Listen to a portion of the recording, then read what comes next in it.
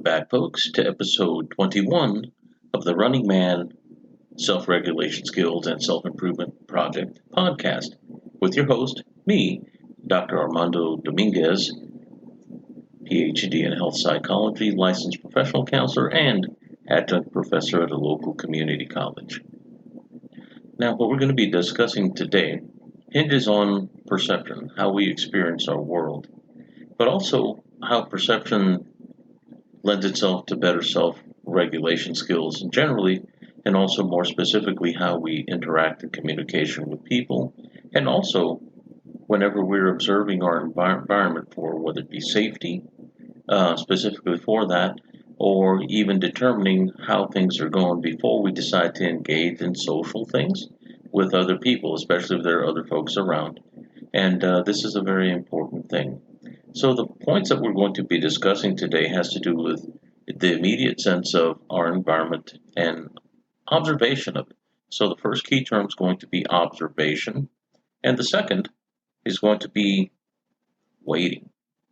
Waiting in suspension of what we'll call next, our third key term, judgment or opinion. These will be moving towards the idea of observation moving us in our mindset and also what we're gaining from our environment to insight, what's going on, without necessarily having to have somebody tell me what they're intending to do or speaking that, because that can be marginalized and camouflaged and not be particularly true. Not that people try to lie, but often people change their minds or will camouflage their intentions by virtue of their words. And this is a very natural human thing when we try to gain influence and leverage this sort of thing in the social setting, which isn't always a bad thing, but also from insight, moving to understanding what drives the behavior. Why do I do what I do? Notice I said why, and that kind of flies in the face of what I started with this podcast earlier episodes, where I talked about the tools of asking the how, the what, the where, the when, and the who, and not asking why. Intentionally not. But by virtue of observation, we can get to the why without actually verbalizing, well, why do you do this? Because if we do that, we're filtering through the social scheme or the idea that people have and why they're doing things. And this falls back to the adage of don't believe what people say and only half of what they do. This is a very good working model, but this does not necessarily make other people that we're interacting with default into, oh, these are bad people. That's not exactly it. This is understanding that there's much that goes on in language that is subtle, much that's implied, and a whole heck of a lot that's unspoken. And this begs to reason as to why I place such an emphasis on what science has figured out and many communication teachers and gurus talk about when they discuss body language and tonals being from 93 to 95% influence of any message ever given, and that the verbiage, the code, the words themselves, what am I saying about the details in their environment that are critical, are between 5 to 7% of the influence in any one message. That's big. I look at things in a bigger eyes sense. The Japanese martial arts that I have trained in use the term Shingan Taigan. Shingan, Gan means eyes, Shin means spirit or the divine, and Taigan means once again large. So to be able to see with big eyes or the eyes of the divine means to see things from a larger perspective and not necessarily from the social ego I level, but more so along the lines of what we discussed in the podcast earlier about the third person perspective, which is the dispassionate third person observer, me literally looking in at a situation from a distance where I have no emotional load, just seeing things happen. And this may be hard to do, but there are sometimes we have the luxury of distance and time. Distance being time in the physical sense, not in the Einsteinian sense, but it does have some carryover, and maybe we'll discuss that at some other point in time. And I did say time 3 times, so there is a point to that, in that how we perceive time has a lot to do with the importance of a communication and how much weight we put on it. And a lot of times, while we may or may not jump to conclusions based on what things look like in the environment. So, what we're going to start with once again is observation. Why is observation important and how is that relative to good self regulatory skill?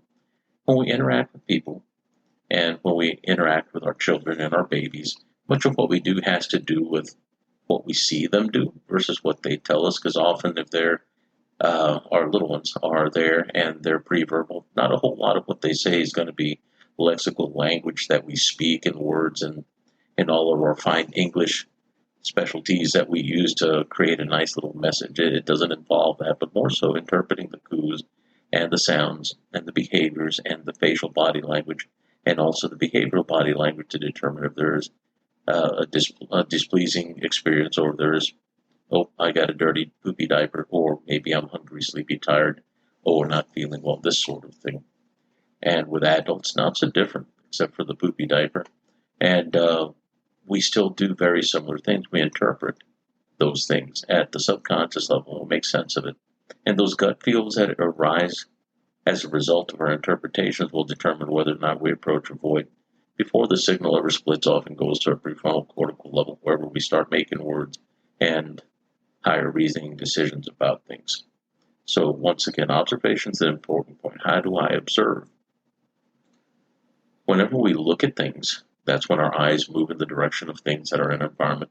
That is what I would call a very surface level interaction where we're determining where something is in the environment. That this falls within how our eye physiology is structured in that our rods pick up motion and the neurons for motion are 99 to every one of color and depth perception, which are our cones. And that tells you what nature believes to be more important in communication and the environment than interpretation of signal. That means we need to know not where what it is, but rather where it is before we ever call it a what or name it or label it. So that's a very deep understanding of how we are wired to fit into our environment, how our environment may have shaped us, and also how it kind of influences before we engage or disengage from a social interaction, which is a much higher level that occurs in the same environment, but that's only after the fact in the sense that we've determined, is it a fight? Is it a flee situation? Is it's going to eat me? Or maybe a mating situation where it's more social, this sort of thing. Or freezing because I am terrified or I have to make camouflage and got to be still because I have no other options available.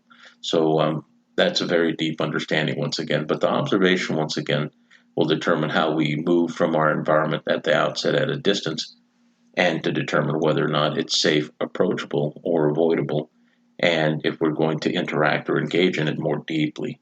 So that's part one, or key number one. I'm just taking a small drink of my iced tea here. It is rather warm. But the next part we're going to discuss is key term number two. After observation, waiting is the second part. Why would we wait? Well, the wait doesn't have to do with freeze in particular, but rather once I observe, not being in a hurry to jump to conclusion or concluding things, which would be an assumption based on what we've seen. Not unlike whenever you go to the mom and pop store and you see the pop-up cardboard cutout of the Dallas Cowboy cheerleader if you're in the United States, and that is a beer advertisement, and they do amazing things with printing now that things look very lifelike, very 3D from the front, and then you realize when you get to the side, it's actually rather flat, no dimension. Oh, and it's not the real thing. It's just merely a simulacrum or a picture of, but it really looks good on the front. So it's compelling and believable. So it would be to our best interest to not jump to conclusions. So the waiting part has to do with paying attention, and this is the self-regulatory skill benefit, paying attention to what it is that we're taking in and not quickly jumping to a conclusion because our anxiety rises unless it's warranted, unless the situation is dangerous or potentially so, and trying to suspend that desire to judge and have an opinion. Our potential to opine about stuff is almost knee-jerk because we do it daily. It's second to breathing. It is second nature, and we do a whole lot of it.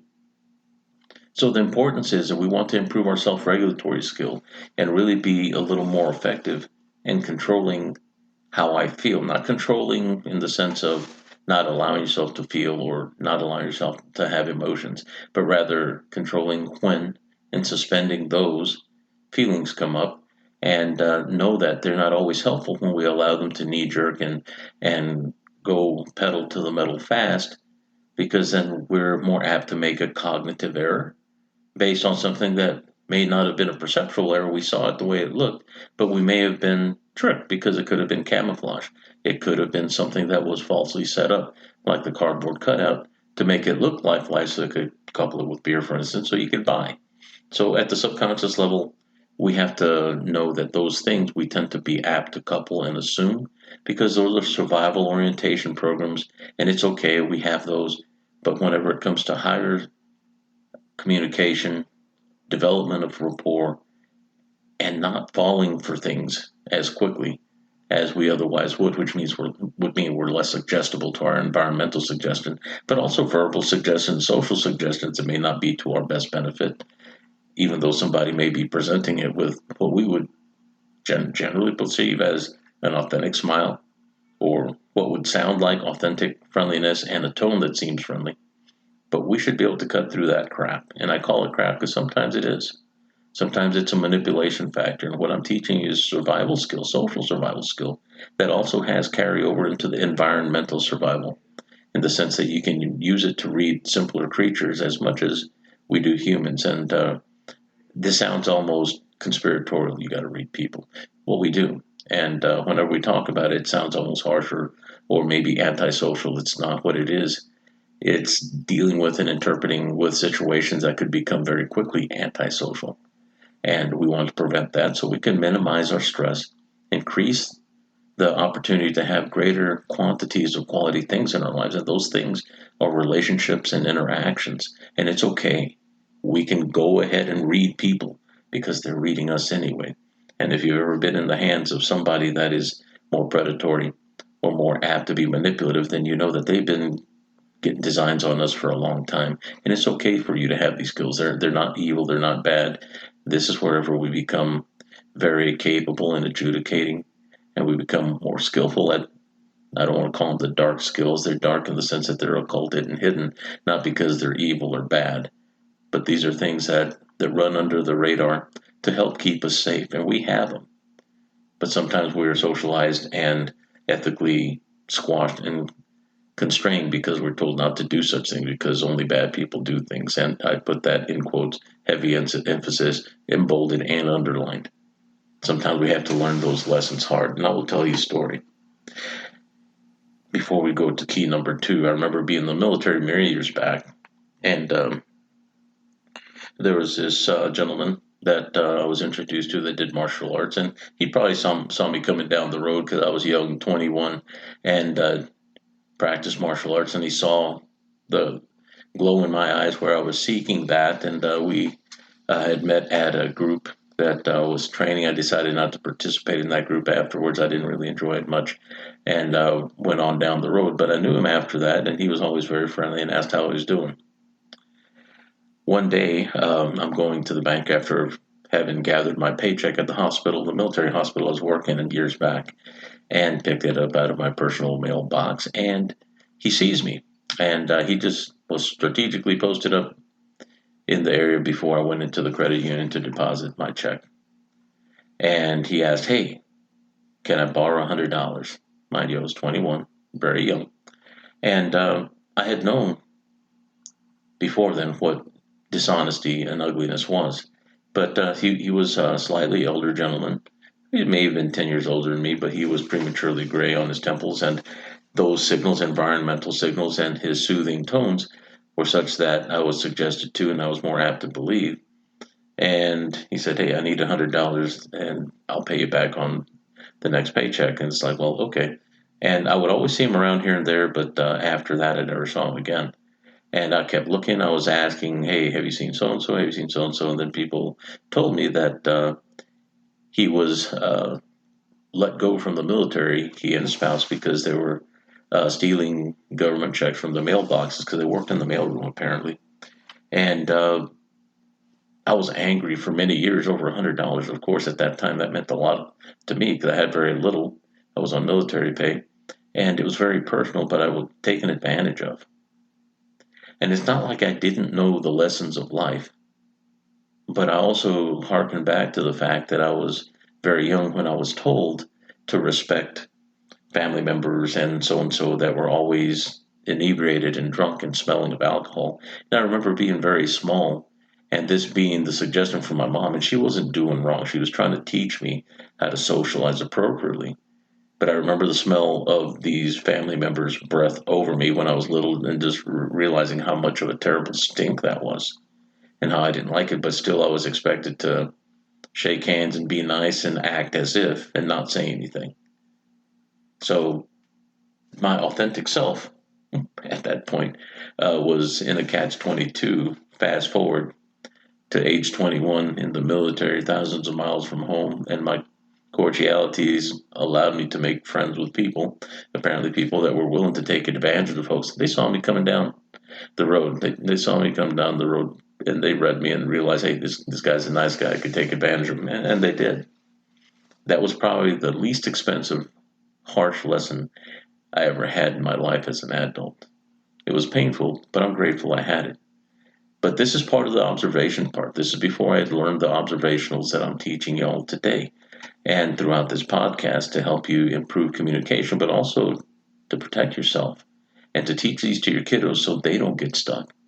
Because often there's that assumption that because someone is an adult, therefore a little more trustworthy. That was where my thoughts jumped because of the training. Even though I knew that there were many adults that were criminal, there were troublemakers that would hurt people. And I had this sense of deference and respect whenever I should have been more questioning and willing to set up a boundary and say, hey, I can't do that. That's not difficult now, but back then, not one of my skills within my skill set at the time. So that was a really important lesson once again, but this is also part and parcel to the self-regulatory skills because it's not always about controlling yourself, but rather managing what comes in from your environment, understanding it, interpreting it, gaining insight, which is the part of the goal of what this whole podcast is about, and also understanding. So that way we don't get stuck in the ugly, suffering that upset because they stole my money forever and realizing, human nature does not mean that, that's an excuse, but it certainly gives us an idea that it's within the realm of possibility. So a very deep thing to think about. So as far as the second point, key term, number one was observation. The second was wait. And the third one is suspending opinion or judgment. This does not mean stop. It just means put on the shelf for a minute. One of the things that we have to do to really make good sense of things before I levy a judgment or an opinion, especially with our kiddos, there are sometimes that things are pressed by time and it's about physical safety. Understood. No big deal there. But this has to do with the times, other times, whenever we have to determine whether or not we're going to enter or engage, whether it be in a social situation or a relationship, or even a business partnership, or determine whether or not if I have to go out into the physical environment, out in the woods, whether or not I feel safe doing it, whether or not I'm equipped to handle whatever could come up. And if not, well, what do I need to do to get there if it's a must-do thing? So what I'm going to do, I'm going to give you some ideas to the exercises that I go through to get a better idea as to how to be descriptive. What does this have to do with not leveling opinion and judgment? Because sometimes we have to describe, define before we decide, which means gathering more data, gathering more info. There's a YouTube podcast that I follow, and that's George Bruno. Listen, my son, I've listened to his content since 2017. Really great stuff if you're raising young men. And it is a largely family-friendly channel, but very much a straightforward instruction on how to go about developing those things that we need, if you're a male, as young men and men to be protective, and also women what to be aware of whenever we're dealing with things and not get caught up in what social media would say is a popular way or most appropriate or correct way of looking at things. But in the vein of what he does, basically it's about engendering courage and growth in people, and gathering more data is one of the things that I agree with, that I do, that he seems to talk about, and I really appreciate that. I'm just giving you all a heads up if you want some other reference or resource with which to find good information. So what I'm going to do next, I'm going to kind of describe what I do as an exercise. And this is something that I do when I'm walking. If I'm listening to a podcast, I know that I'm listening to the content of that, but I'm aware perceptually, visually. And if I'm in occulted light conditions, whether it be in the dark or dim light, I allow my eyes to relax and I'm able to see more deeply. And by using our peripheral visual, uh, intentionally by allowing our eyes to relax versus trying to hard focus, you take in more information as far as being able to take in environmental signal or cue. But also, whenever I am seeing things, whether there is occulted light or there is full blown sunlight and you're walking in it, sometimes I will go through the exercise of describing things, not saying, hey, that's a dog, that's a bench, and that's a lady pushing her baby in a cart. But notice I'm giving nouns. And of course, pushing is a verb, but you get the picture there. But what I do is do something along the lines of descriptions. And I'll give you an idea. I'm going to read a few off the list that I use, that I've used for years. But this helps us get a better handle on that dispassionate observer, seeing things the way they are when we experience them versus the way we label and name them so that we can categorize them. And we try to avoid the categorical thinking that is a default when our heart rate goes up. And if you're walking and your heart rate is up, you might realize it's going to be a challenge. But whenever you're seated and you see things, sometimes just being able to describe in this manner is very helpful to be able to encourage the strength and being able to suspend opinion and judgment when it comes up as a knee jerk. What we want to do is develop that weight or that space from the observational point before we decide to judge. And what I mean by judge is getting that emotional space and then having some sort of idea or categorization that becomes very personal and almost a political affiliation. So here goes the exercise. So if I'm walking outside and I'm trying to describe the ambient space, what am I experiencing? I may tell myself, or even say it out loud as I'm walking if I'm by myself. Maybe if there's a lot of wind, I'm noticing that it feels airy, bristly, bumpy. Maybe the cement that I'm walking on or the pavement is semi-hard, semi-soft. Maybe it's feeling rubbery. Maybe things look a little sharp and edgy. I might walk by something after it's rained and it looks slick, slippery. Maybe even a little velvety looking. As far as colors, now going into the fall, it's a lovely time in West Texas. We're always in the fall time because things are generally kind of brown around here. And we would say maybe like amber, beige, black, bronze colored brown, dim, faded. Maybe we see lights outside in a more industrial area, something fluorescent or bright, golden, green, gray. Maybe even smells. Well, that smells kind of acrid, maybe bland, chemically. As far as temperature is, feels cool, maybe frigid, hot, humid, and we've had a lot of that lately. And sounds, yeah, I hear banging, maybe booming. The buzzing of cicadas right now is really high. Things that sound like hissing or humming. And as far as dimensions, I may describe, well, that's below, that's above, big, circular, close by, curved, things look hollow, sounds hollow, and also what we may note is aesthetic impact.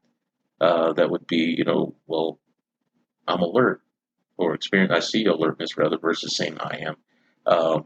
Cheerfulness, experiencing cheerfulness, feeling confused, content, curious, maybe even I might note that someone may appear depressed or shocked, surprised, tense, thoughtful, and that ties into our symptomology and signs. But that is kind of the exercise that I go through. How can I describe it without naming it down and without verbing it? What's it doing? And laying a judgment. What's the value and how do I feel about it and how do I relate to it? The idea is from observation to the judgment part. It doesn't say don't judge. I'm not saying that, rather. But what I am saying is to suspend the space between that perception, the observation, and her decision making that categorizes labels and names. This is a very important exercise in self-regulation because if you have that, and if let's say you have a couple of children that are arguing, being able to go up to them and be equanimous and not having that sense of favorite or that sense of what we'd call a self-serving bias or an observer's bias, and trying to be as unbiased as possible. Not perfect, but it's an exercise that helps you self-regulate. So that way you realize that whenever you do that, you take the personal out of the impersonal and you keep yourself from making the impersonal personal. And that gives you a greater degree of sense of control and accomplishment, control of self, not others necessarily. And that does not necessarily mean binding or restraining or not allowing yourself to feel, but rather it is a sense of I'm going to feel whenever I feel it's appropriate, whenever I think it's appropriate, whenever I think it's going to be best or most useful to me. And knowing that we do have that sense of timing and choice and control. Now, this does not necessarily mean that in every self-defense situation that occurs or something that is potentially dangerous or injurious to us that we do not allow ourselves to act or have emotions. It does not mean that. But in the largest percentage of our situations, we have an opportunity to act in a better way, to act in a more healthy way, especially if we have kiddos that we're interacting with. What if it's just me and interacting with my peers at work or people that I know or loved ones or family? You have better outcomes as a result of using these tools. The goal is, by virtue of observation, we want to gain some insight as to what might be driving things by using descriptions and listening actively. We're talking to somebody that may be having a hard time or may possibly trying to suck us into telling us about their hard time and allowing us or wanting us to make things personal so they have someone with whom to be miserable with. It gives you a choice. And that's what we want. We want to maintain more of our choice. We don't want to give it away to someone else that it feels like they're pushing our buttons and then I'm stuck dealing with the outcomes that are negative as a result of my having engaged or being involved in something that I was trying to avoid that could have been completely avoidable. This is about reading things early. Remember when I mentioned in one of the podcasts about 500 yards away that we can differentiate with our eyesight on a flat 0-degree plane the difference between a biological male and biological female in the way they walk. That's how sensitive our eyes are. So often we do have time. Not always. That's not a perfect absolute. But if we can leverage that and know when to do that, we'll be in a better space more often than not and have better outcomes, and that we can maybe avoid things that are negative or keep them from going so far by not involving our portion that seems threatened or to make it feel like it's personal when really it isn't. So I'm leaving you with these ideas today in hopes that they will serve you well. And also, this is also a sophistication of all the physiological stuff and tools that we've been talking about up until now. And I'll be doing things like this where we use the conglomerate of understanding to make better methods of self-regulatory skill and a way of living better and having better quality outcomes when we interact with others and in our environment. So for now, I want to tell you thank you. Follow, like, and share. And if you have any comments to send to me, you can send them to runningmangetskillsproject@gmail.com. Walk well.